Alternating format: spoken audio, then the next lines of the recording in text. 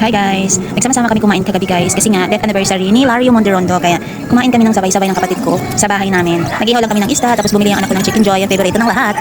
Favorito ng lahat talaga. Bida ang saya kaya ayan nagsalo-salo kami kagabi guys. Maaga ako nagsara ng tindahan para makakain kami ng maaga. So may konting kainan lang pagkatapos kantahan.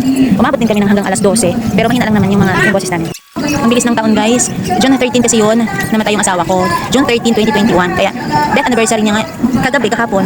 Yes, kaya ayun. Tapos pumunta kami sa sementeryo ngayong araw para dalawin siya. Ang bilis ng panahon guys. Pero parang kahapon lang. Iniisip na lang namin na nasa abroad siya para hindi masyadong masakit. Hindi siya nawawala sa puso. Pagkatapos namin kumain, nag-mini concert kami guys. Buti na lang at umulan, walang nakakarinig. Or siguro nagalit yung langit sa boses namin. Ay, sobra kayo ah. So yan lang guys. Napuyat ang mga person kasi nga nagmi-mini concert kami. Buti na lang at umulan. At ang lakas talaga ng ulan guys, as in kumukulog. Tas kidlat. Kami yata nagpapaulan. Pero okay lang yan guys kasi sobrang init ng araw, di ba? Pagka-araw, ang grabe ang init. Ang pawis mo ay ang lagkit. Kaya nung kumanta kami, umulan siya guys. Ay, sobra kayo ah. So yan lang guys. Thank you for today, tonight. Bye!